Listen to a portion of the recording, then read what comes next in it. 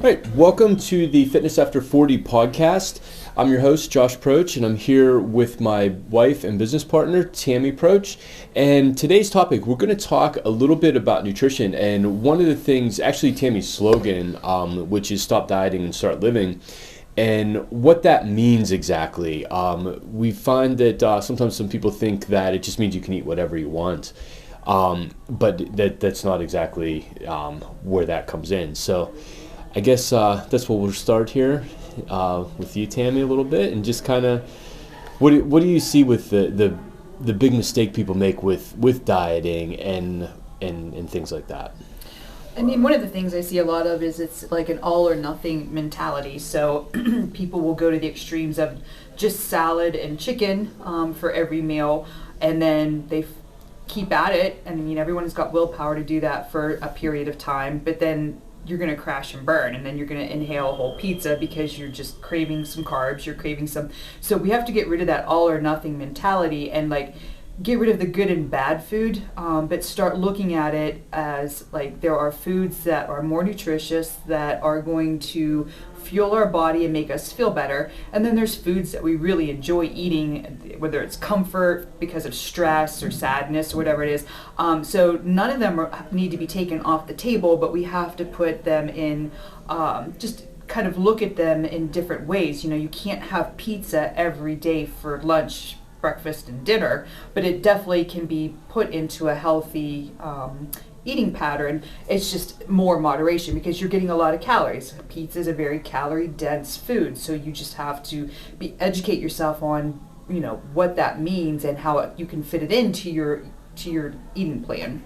Yeah, and I think that's where, you know, where some people are like, they almost have too many non-negotiables. You know, we have to figure out what the main non-negotiables are, and then, like you said, how to work them in. But if you're having these every day, that's going to obviously create some problems, you know, long term, or it's going to slow your progress down. It does, and I really think it sets people up for failure too, because if you're someone who loves beer, for an example, you know, can you drink 10 beers a night? Well, no, you can't, unless you're 20, 21 again. Well, I think that's where we're even finding, you know, we're kind of like you and I, just 4 beers a week is kind of like what we try to keep it to, and admittedly we aren't always successful with that. And you know, we might have, depends what friends come around. yes and you know, there might be, you know, days where, like on Thursday night, you know, like we just decide to have like a, you know, a beer or something when your brother comes over and things like that. But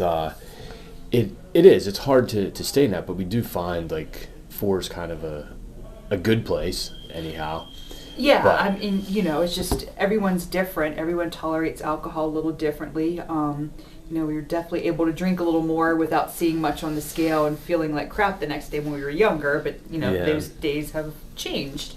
And so that's the thing. And realizing, like, some people can tolerate alcohol fairly well and get movement on the scale, and some can't. So, you know, it's learning the body and what we respond to. And just know, too, you're going to see whether you have pasta or pizza or a piece of cake or your alcohol, the food that is something you're eating because you enjoy, you're going to probably see a tick up in the scale. Mm-hmm. And it's only temporary. It's just some inflammation, or you fueled your carb, you know, your glucose in the muscle. It's just some different reasons that can happen.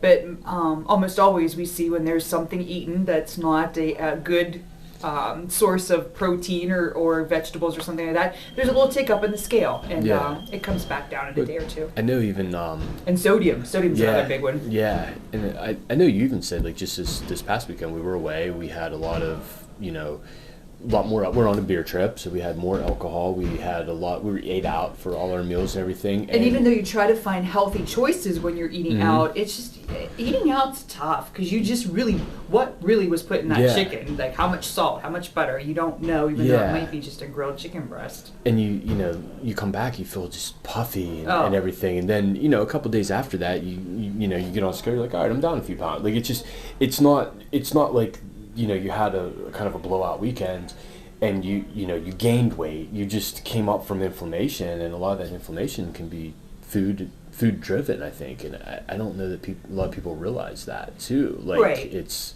it's very possible to come back for a really bad weekend trip, a pound or two up. But for example, I think I was up like 9 pounds, which I almost fell over when we got back, but then I dropped 3 immediately the next day, and then I assume it'll come down again tomorrow. Like it gradually comes back down. Yeah, but I think that is where some people get stuck in that cycle. Like every weekend is just kind of, not that they're like out living crazy and stuff, but they're just, they go out, they eat out, they have some drinks, some things like that, and then through the week it comes back down, and they create the inflammation, and they just kind of work on that cycle. So that's one of the things that you try to help them with that, to stop dieting and start living is, here's how we're going to incorporate some of these foods that you enjoy into your life without going on a crash diet of like, I'm not going to eat anything. So what are some strategies that you help people with that? Like say my things are like, I'm going to have pizza, I'm going to have beer, and I like to have some chicken wings on the weekend. Well, I mean, we have to, that's a lot of unhealthy food in a day. So, can we take some of that out or really limit the quantity of some of those to kind of keep the damage and inflammation we're going to see from that under control? We're going to drink lots of water, and then leading up to that, say you're going out with your buddies, and that's where the pizza, wings, and beer are going to come from. Then breakfast is going to be a very high protein, low carbohydrate diet, because we're getting a ton of carbs in the evening.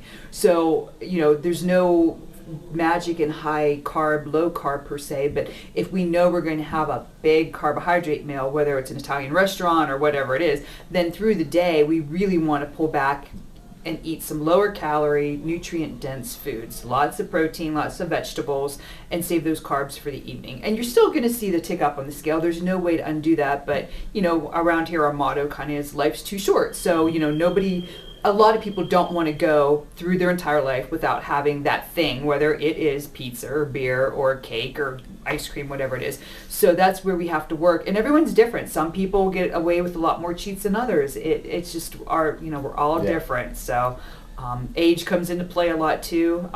Sex comes into play a lot too. Males can get away with a lot more than females. So yeah, and I think that's something right there too, just on knowing how much you can get away with and things like that. It's you kind learning of the body. Definitely learning how your body is working and responds to different things and stuff like that. And then whether it's you can get away with a lot or you can get away with a little, but where you are and how to work that all in. And it's just being aware too. Like I just have a client I was talking to. She sent me a text, and she was starting to fall back. She's had amazing results, but she was starting to fall back a little bit into some bad patterns. And what I mean by that was, she had a lot of, she's gluten-free, but she had a lot of gluten-free English muffins and breads and sandwich buns and that kind of thing through the day. So when she started to work with me, we got rid of those to a degree. She still had them sprinkled in there, but for convenience sake, because her life got really busy lately, she's grabbing more of those. And so I kind of sat down with her and talked, and we said,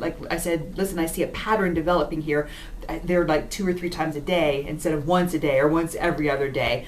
And she just texted me this morning, and she's like, I can't believe how much better I feel. My ankles are really swollen. She said, I just react badly to something in that gluten-free carbohydrate. So she knows now that she has a response to that. Some people can eat that just fine. So again, it's paying attention to how you feel to different foods, because certain foods make you feel better even though they might be healthy. Some foods may not. Yeah, and I think that's a lot of we see with the gluten-free things especially, but like even whether it's marked paleo or whatever the trend thing is, you've got all these gluten-free snack foods that it's gluten or gluten removed or whatever, but it's still shit food. Like it's just not healthy food for you. So that I think is a big can be a big problem for a lot of people, is just by focusing only on gluten-free and some things like that. So I mean, you have to be careful. I mean, marketing is very tricky, and they can get away with a lot of stuff in their marketing.